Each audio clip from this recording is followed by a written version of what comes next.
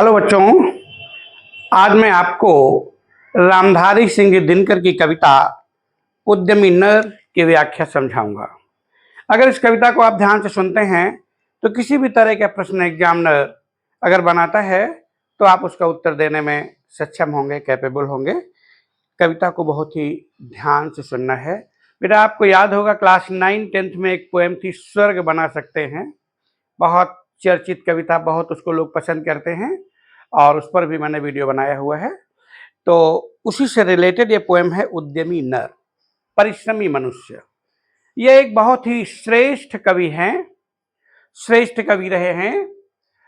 इनका जन्म 30 सितंबर 1908 को बिहार के मुंगेर जिले के सिमरिया नामक गांव में हुआ था और इनकी रचनाओं से प्रभावित होकर सरकार ने इन्हें साहित्य अकादमी पुरस्कार से सम्मानित किया था। इनकी कई रचनाएं हैं जिनमें से रेणुका, रसवंती, हुंकार, रसमिर्थी, प्रणभंग आदि।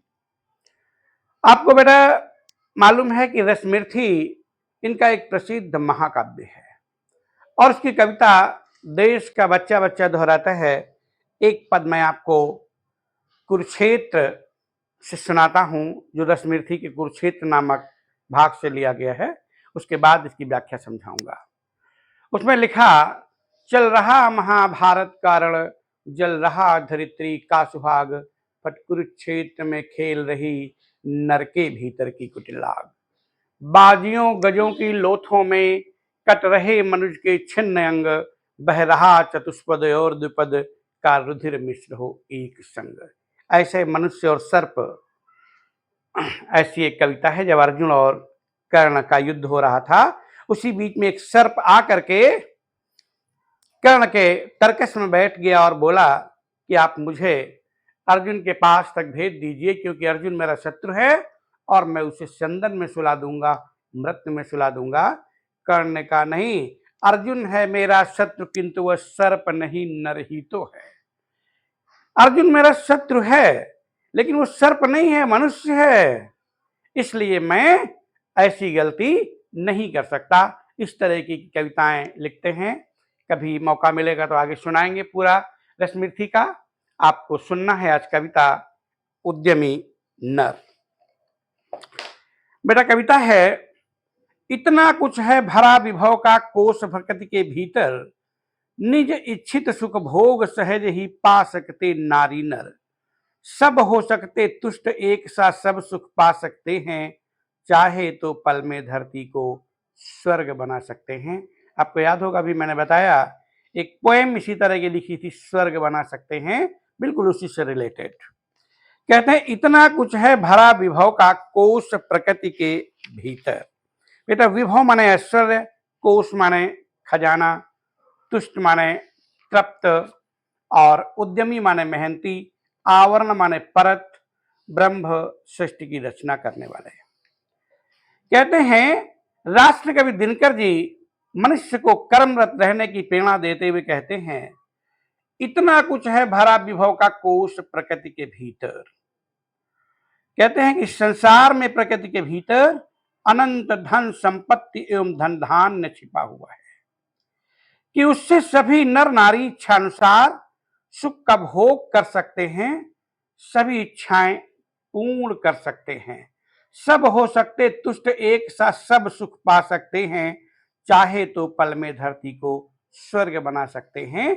सभी प्रकार के सुख पा सकते हैं और यदि वे चाहें तो इस धरती को स्वर्ग बना सकते हैं।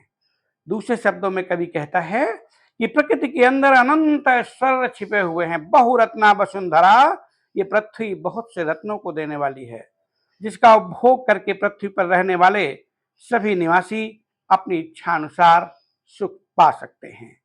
ईश्वर ने सभी तत्वों को अपने आवरण में छिपा रखा है, जिन्हें परिश्रमी तथा जुझारू मनुष्यों ने अपने परिश्रम से खोज निकाला है। कवि कहता है कि मनुष्य अपना भाग्य ब्रह्मा से लिखवा कर नहीं लाया है, वरन उसने जो कुछ भी पाया है अपने परिश्रम से पाया है।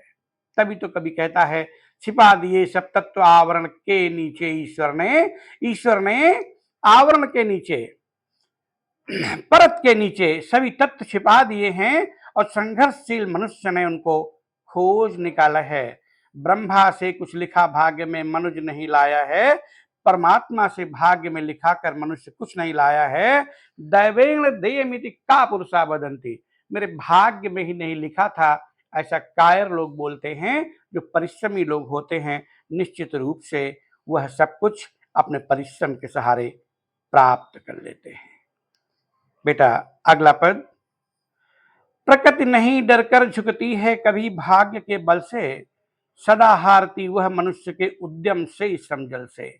ब्रह्मा का अभिलेख पढ़ा करते निरुद्यम प्राणी, धोते वीर कुंवक भाल का ब्रह्म ध्रुवों में पानी। भाग्यवाद आवरण पाप का और शस्त्र शोषण का, जिससे रखता दबा एक जन से भाग दूसरे जन का। पूछो किसी भाग्यवादी से यदि विधि अंक प्रबल है, पद पर क्यों देती न स्वयं वसुधा निज रतन उगल है। बेटा श्रम जल माने परिश्रम के कारण निकले वाला परिश्रमा, परिश्रम के कारण निकलने वाला पसीना। अभिलेख महत्वपूर्ण लेख, कुअंक का मतलब होता है अनफॉर्चुनेट, दुर्भाग्य, बैड लक। भ्रू माने भाव, वसुधा में पृथ्वी। भाग्यवाद भाग्य पर विश्वास करने वाला, शोषण दूसरे के श्रम का अनुचित लाभ उठाना। विधि अंक ब्रह्मा जी द्वारा लिखा भाग्य। कभी कहता प्रकृति नहीं डरकर झुकती है कभी भाग्य के बल से, सदा हारती वह मनुष्य के उद्यम से श्रम जल से। कभी कहता है कि प्रकृति कभी भाग्य के बल से डरकर नहीं झुकती, वो तो सदा परिश्रम करने वालों से भयभीत रहती है। अर्थात जब उद्यमी मनुष्य, परिश्रमी मनुष्य पसीना बहाते हैं तो प्रकृति उनसे हार जाती है। पूछो किसी भाग्यवादी से यदि विधि अंक प्रबल है। कह रहे हैं ब्रह्मा का अभिलेख पढ़ा करते निरुद्यम प्राणी, धोते वीर कुंवक भाल का बहा ध्रुवों में पानी। कहते केवल आलसी तथा परिश्रम से जी चुराने वाले व्यक्ति ही ब्रह्मा द्वारा लिखे गए भाग्य पर विश्वास करते हैं।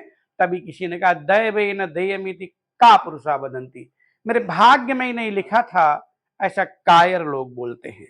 जबकि वीर तथा उद्यमी मनुष्य तो अपने परिश्रम के बल पर पसीना बहाकर अपने दुर्भाग्य को भी सौभाग्य में बदल देते हैं। भाग्यवाद आवरण पाप का और शस्त्र शोषण का, जिसमें रखता दबा एक जन से भाग दूसरे जन का।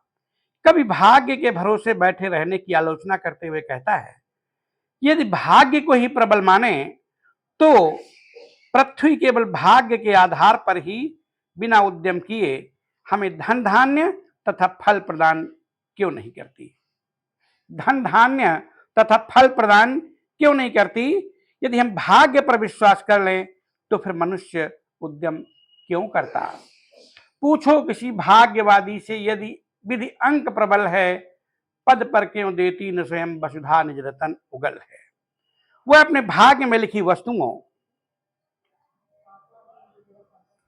से इतना भयभीत क्यों है। अगर भाग्य इतना प्रबल है तो वसुधा क्यों नहीं दे देती।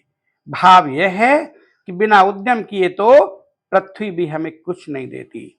वास्तविकता तो ये है कि निरुद्यमी भाग्य की दुहाई ही देते रहते हैं। जो उद्यमी नहीं है, परिश्रमी नहीं है, जो कायर हैं, कहते मेरे भाग्य में नहीं लिखा। मैं कई बार दोहरा चुका हूं, संस्कृत में एक श्लोक है दैवेन देयमिति का पुरुषा वदंती, मेरे भाग्य में नहीं लिखा है, ऐसा कायर पुरुष बोलते हैं। उद्योगिनम पुरुषम सिंहम उपैति लक्ष्मी, उद्योगी पुरुष के पास लक्ष्मी स्वयं निवास के ले जाती है। आगे है बेटा, उपजाता क्यों विभव प्रकृति को सींच सींच वह जल से, क्यों न उठा लेता निज संचित कोष भाग्य के बल से। एक मनुष्य संचित करता है अर्थ पाप के बल से, और भोगता उसे दूसरा भाग्यवाद के छल से।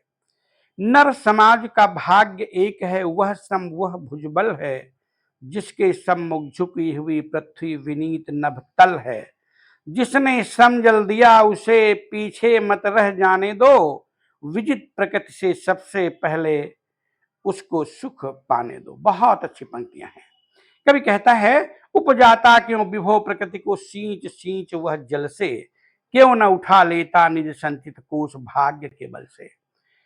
कभी भाग्य के भरोसे बैठे रहने की आलोचना करते हुए कहता है, यदि भाग्य को ही प्रबल माना जाए, भाग्य को ही श्रेष्ठ माना जाए, तो पृथ्वी केवल भाग्य के आधार पर ही बिना उद्यम किए हमें धन धान्य तथा फल क्यों प्रदान नहीं करती। यदि हम भाग्य पर विश्वास कर लें तो फिर मनुष्य उद्यम क्यों